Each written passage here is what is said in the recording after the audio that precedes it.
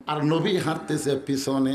অথচ আল্লাহ কোরআনে বলেছেন আমার নবী যখন হাঁটবে নবীর সামনে কেউ হাঁটতে পারবে না, নবী থাকবে সবার সামনে আর সবাই থাকবে নবীর পিছনে।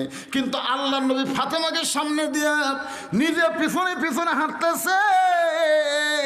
বাজান একটু মনোযোগ দিয়ে শুনবেন, নবী কেন পিছনে হাঁটে, ফাতেমারে কেন সামনে দেয়? কারণ আল্লাহর নবী ফাতেমাকে মায়ের মতন সম্মান করত। ধরে খান সুবহানাল্লাহ। মায়ের মতো সম্মান করার কারণ আছে, এই কারণটা আজকে বলার দরকার নাই। ফাতেমার সামনে সামনে যায়, নবী পিছনে পিছনে যায়। নবী ফাতেমার জন্য দরজা খুলে দিলে ফাতেমা ঘরের মধ্যে ঢোকে, সঙ্গে সঙ্গে নবী খাদিজার ঘরের দরজা বন্ধ করে দেয়। ফাতেমা ঘরের মধ্যে ঢুকেছে, নবী দরজা বন্ধ করে দরজার কাছে বসে আছে। কিছুক্ষণ পর আল্লাহ নবী দেখে ফাতেমা হাসতে হাসতে দরজা খুলেছে। নবী চমকে গিয়ে বলে, ফাতেমা কানতে কানতে ঢুকলে আমার জুব্বা নিয়ে তোমার মাকে কাফনের কাপড় পরানোর জন্যে, কিন্তু হাসতে হাসতে দরজা খুললে কেন? ফাতেমা বলতেছে, বাবা কানতে কানতে কেন ঢুকছে আপনি জানেন, হাসতে হাসতে দরজা খুলছে এটাও আপনি জানেন। রাসূল বলে, ফাতেমা কানতে কানতে ঢুকলে এটা আমি জানি, কারণ মেয়ে তার মাকে কাফনের কাপড় পরাবে, অবশ্যই কানতে কানতে ঢুকবে, কিন্তু হাসতে হাসতে দরজা কেন খুললে এটা আমি নবীও জানি না। এখান থেকে প্রমাণ হলো আমাদের নবী গায়েব জানে না। কথা কর না কেন, নবী গায়েব জানে? এতে কতগুলো ভণ্ডরা কয় নবী তো জানি রে জানে, আমাদের বাবারাও গায়েব জানে। আপনারা সূরা হাসরের শেষ 3 আয়াত পড়েন না? পড়েন? তাহলে তো মোটামুটি সবারই জানা দরকার। তাহলে একটা বার পড়েন, হুয়াল্লাহুল্লাযী লা ইলাহা ইল্লাহু আলিমুল গায়বি ওয়াশ শাহাদাতি হুয়ার রহমানুর রহিম। আপনারা বলেন তো গায়েবের মালিক কে? জোরে গান। হাদিস শরীফে রাসূল বলেছেন, আমি যা জানি তোমরা তা জানো না। দেখেন কথাটা খেয়াল করে শুনবেন, নবী বলতেছে আমি যা জানি তোমরা তা জানো না, আমিও জানি না আল্লাহ যদি আমাকে না জানায়। তাহলে সমস্ত গায়েবের মালিককে আরো জোরে। আল্লাহ সর্বপ্রথম কাকে জানায়? নবীকে জানায় সর্বপ্রথম, আল্লাহ নবীকে জানায়। এরপরে নবীর মাধ্যমে আমরা আল্লাহর কোরআন পেয়েছি। সুবহানাল্লাহ খান।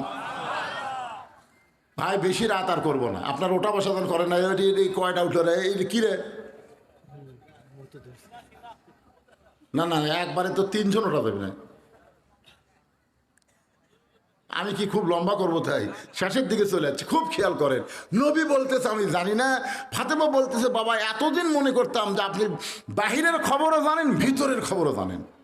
আল্লাহ রাসূল বলতেছে ফাতেমা তুমি কানতে কানতে ঢুকলে এটা আমি জানি, কারণ মেয়ে তার মাকে কাফনের কাপড় পরাবে, কানবি তো, কিন্তু হাসতে হাসতে দরজা খুললে এটা তো আমি জানি না। সঙ্গে সঙ্গে ফাতেমা বলতেছে বাবা তাহলে আপনি যদি না জানেন আপনি বসেন, আমি ফাতেমা কেন হাসতে হাসতে দরজা খুললাম আপনাকে জানাবার চাই। সুবহানাল্লাহ। নবী বললেন আমি হলাম শ্রোতা, আর ভিতরের খবর দেওয়ার জন্য ফাতেমা হলো বক্তা। ফাতেমা কেন হাসতে হাসতে দরজা খুলছে এটা নবী জানে না, তো যাই জানে না তাই কি শ্রোতা, যেরকম তাই জানে না তাই কি, আর যাই জানে তাই কি বক্তা।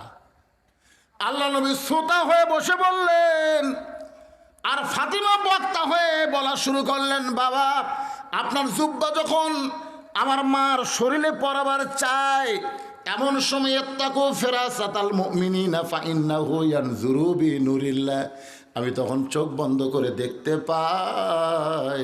কারণ আসল জিনিস যদি দেখবার চান এই 2 চোখ দিয়ে দেখা যাবে না ভাইদান, আসল জিনিস দেখবার গেলে অন্তরের চোখে দেখা লাগবে। ধরে কোন ঠিক কি না? বগুড়া রহমাননগর নাম শোনেননি? রহমাননগর, ওখানে আমার বন্ধুর বাসা, সেই বাসা বানাতে বুঝলেন।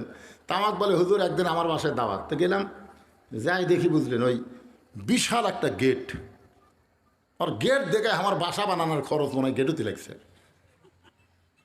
আমি বলি এটা কী বানাচ্ছে রে, মানে সোনালি কালার সেই রকম ঢপ, আর প্রত্যেক তালায় তালায় একটা করে কলিং বেল। যাই হোক অত সালাম দিয়ে নামান গেল না, কলিং বেল চাপ দিয়ে আসলো। আসার পরে বলে দোস্ত আসো, বাসার মধ্যে আসো। আমি তখন বললাম ভাই এই বাড়ি কার? সেই বলছি বাড়ি কার? ওই খালি সমানে হাসে। না হাসো কেন? বলে আপনি ওয়াজ করেন ভাই, কিন্তু এখনো মূর্খই আছেন। আমি বললাম কে রে মূর্খ কেমনে? বলে আপনি এই যে কোটি কোটি টাকা দিয়ে বানাচ্ছি তারপরেও বাড়ি। আপনি যে করলেন এই বাড়ি কার, এটাকে আপনার বাড়ি মনে হয়? আমি বললাম ভাই এটা কি? বলে এটা বাসা, বারে বাসা। আমি তখন ওকে বললাম ভাইজান, তাহলে আজ থেকে 50 বছর আগে আব্দুল আলিম একটা ভুল গান গাছে।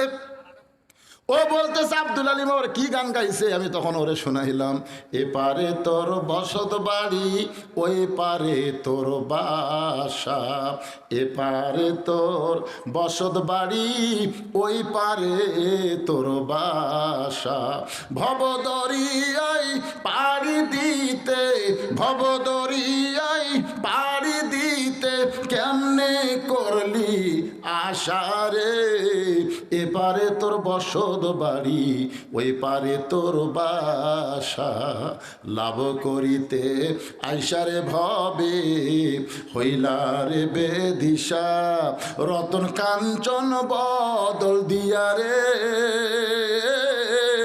কিল্লি তামাশিসা, এ পাহাড়ে তোর বসত বাড়ি, ওই পারে তোর বাসা।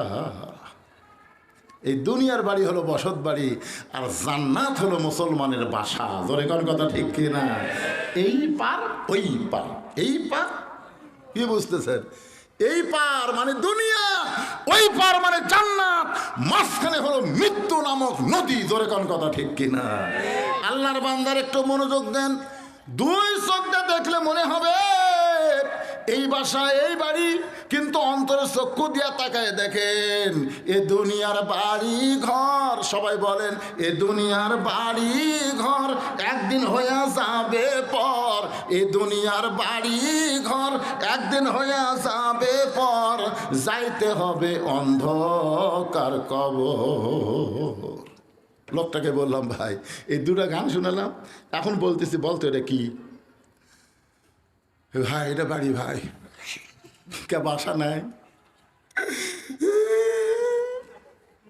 আসলে ভাই রে মরা লাগবি রে পাগলারা, বাসার দিকে 5 তলা 6 তলা। কি দেখতেছেন ভাই? কয় 6 তলা করছি হুজুর, রড বার করে থুছি, আর 1 তলা কর্ম হুজুর। দুই কান্ত দিয়ে ফেরেস্তা কয় পাগলা উপর দিকে না থেকে নিচতলা, নিচতলা, নিচতলা বুঝিয়েছে, 1 তালাও না নিচতলা, 1 তালারও তলে চোখ থাকা লাগবি রে পাগলা। তুই ঘাড় কাত করে কি দেখিস? কি ঘাড় কাত করে দেখবেন? ঘাড় কাত কি দেখতেছেন? কথা কন, কোন তালা থাকবেন? 1 তালা 2 তালা 3 তালা না নিচতলা? জোরে বলেন কোন তালা? আরো জোরে। ফাতেমা বলতেছেন বাবা আমার মাকে যখন আপনার ওই জুব্বা কাফনের কাপড় পরাবার চাই, এমন সময় দেখতে পাই আমার মার দেহে আল্লাহ জান্নাতের পোশাক পরায়া দিছে। সঙ্গে সঙ্গে নবী মাটিতে হাত দিয়ে কান্না শুরু করলেন। ছোট বাচ্চার মতো নবী কাঁদতেছে। ফাতেমা বলতেছে বাবা আমার মায়ের দেহে জান্নাতের পোশাক পরার কথা শুনে আপনি এমন করে কান্দেন কেন? রাসূল বলে ফাতেমা রে এই কান্না কোনো দুঃখের কান্না নয়, এই কান্না হলো আমার আনন্দের কান্না। ও ফাতেমা দুনিয়ার কেউ যখন আমাকে নবী বলে স্বীকার করে নাই, সর্বপ্রথম তোমার মা আমাকে নবী বলে স্বীকার করেছে। আপনারা বলেন তো 3টা জিনিস খুব খেয়াল করবেন। কয়টা? 3টা জিনিস আপনার গেছে? ঠিক আছে, 3টা জিনিস। 1 নম্বর হলো মৌলবীর বাড়িতে কোনোদিন মিলাদ হয় না। আপনার খেয়াল করে দেখবেন মৌলানাদের বাড়িতে কিন্তু মিলাদ হয় না। আর 2 নম্বর হলো ডাক্তারের বউ কোনোদিন সিজার করে না। আর 3 নম্বর হলো পীরের বউ কোনোদিন মুরিদ হয় না। দেখবেন 42 বছর আমার ওয়াজের বয়স। আমি একদিন বউকে 500 টাকা দিয়ে বলছিলাম খালি একবার হুজুর কও, খালি একবার কও হুজুর। তো বউ খালি হাসে। আমি 1000 টাকা দিয়ে বললাম দেখি তোমার মুখে হুজুর শুনতে কেমন লাগে, একবার খালি কো হুজুর। আর কেলাতে কেলাতে কো হুজুর। আর বউ খালি হাসে। হাসো কেন? বলে জনগণ আপনাকে চিনে না তাই হুজুর কয়। আমি তো জানি আপনি মাল ডাকি, হুজুর হওয়া এত সহজ নয়। আমি সেই দিন চিন্তা করছি 42 বছর ওয়াজ দেয় বইয়ের কাছে আমি হুজুর আর পারলাম না, আর সর্বপ্রথম খাদিজার কাছে আমাদের নবী নবী হয়ে গেল। ধরে গেল সুবহানাল্লাহ। এই জন্যে লাকাদ কানা লাকুম ফি রাসূলিল্লাহি উসওয়াতুন হাসানা। আমার নবী শুধু বাহিরের নবী না, আমার নবী হলেন ভিতরের নবী। আমার নবীর সব কিছু আমল, জোরে কোন কথা ঠিক কিনা? সর্বপ্রথম খাদিজা নবী বলে স্বীকার করেছে। আল্লাহ নবী বলে ফাতেমা, এই কারণে হয়তো আল্লাহ তাআলা তোমার মায়ের শরীরে জান্নাতের পোশাক পরায় দিছে। নবী নিজের হাতে খাদিজাকে কবরের ঘরে নামায় দিচ্ছেন। বাজান গো, বিরক্ত হয়েন না, আর মাত্র 2টা পয়েন্ট ওয়াজ করব। নবী নিজের হাতে খাদিজাকে কবরের ঘরে নামায় দিচ্ছেন। নবীর চোখটা দর দর করে পানি পড়তেছে, এত কান্দা নবী কাঁদতেছে। আবু বকর বলে রাসূলুল্লাহ, হুজুর আপনি আল্লাহর নবী হয়ে যদি এমন করে কাঁদেন তাহলে আমরা কেমনে সহ্য করব? আমাদের শিক্ষা কি আপনি বলবেন না? রাসূল বলে, আবু বকর আমি এখন নবী নাই রে, আমি এখন নবী নাই, আমি হলাম হতভাগ্য স্বামী, আমার দরদের বউকে কবরের ঘরে নামায় দিচ্ছি। আবু বকর কলেমার দাওয়াত দিয়ে যত রাত্রি আমি বাসায় ফিরে না কেন, কোনোদিন খাদিজা খাদিজা বলে আমার ডাকতে হয় নাই। আমি শুধু দরজার কাছে দাঁড়াইছি, সঙ্গে সঙ্গে খাদিজা দরজা খুলে দিছে। আমি রাসূল বলতাম, খাদিজা কোনোদিন 2টা বাজে, কোনোদিন 3টা বাজে, কিন্তু তোমাকে নাম ধরে ডাকা লাগে না, আসা মাত্রই দরজা খোলো, কারণ কি? খাদিজা বলে, রাসূলুল্লাহ আপনি হলেন মিশকাম্বর, আপনি যখন যান তখন দরজার কাছে নাকটা লাগায় দাঁড়িয়ে থাকি, আপনি আসা মাত্র সুগন্ধ পায় আর দরজা খুলে আপনার সামনে দাঁড়ায়। আল্লাহ রাসূল বলে, খাদিজা তাহলে আপনি কি কোনোদিন ঘুমাবেন না? খাদিজা বলে, রাসূলুল্লাহ সেই দিন আমি ঘুমাবো যেদিন আমার মরণ হবে। আমি মৃত্যু না হওয়া পর্যন্ত আপনি না ঘুমাইলে আমি কোনোদিন ঘুমাইব না। রাসূল বলে, আবু বকর আমার খাদিজা আজকে মারা গেছে, আমার খাদিজা ঘুমায় গেছে। কানতে কানতে কবরে মাটি দিয়া আল্লাহ নবী কবরের পাশে দাঁড়ায় আছে, ঘন্টার পর ঘন্টা দাঁড়ায় আছে। আল্লাহ ডাক দিল, হাবিব খাদিজার কবর থেকে সবাই সরে গেল, আপনি খাদিজার কবর ছাড়বেন না? রাসূল বলে, আল্লাহ খাদিজার কবরে কি আপনি মুনকির নাকির পাঠাবেন না? 3টা প্রশ্ন করবে, আমার খাদিজা উত্তর দিবার পারবে না, আমি নবী উত্তর দিবার চাই।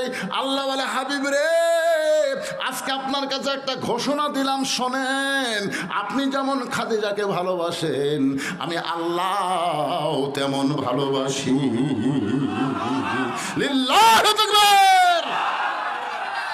আল্লাহ নবী চমকে গিয়ে বলেন, আল্লাহ খাদিজা আমার বউ হয়, এ কারণে আমি খাদিজাকে ভালোবাসি। খাদিজা আপনার কে হয়? এখন খাদিজা আল্লাহর কে হয়? আমরা আল্লাহর কে হব? আজকে ইন্না লিল্লাহর মাধ্যমে আমরা জানতে চাই। কারা কারা জানবেন? 2 হাত তোলা, আল্লাহর একটু দেখান। লিল্লাহি তাকবীর। হাত নামান, মাশাআল্লাহ।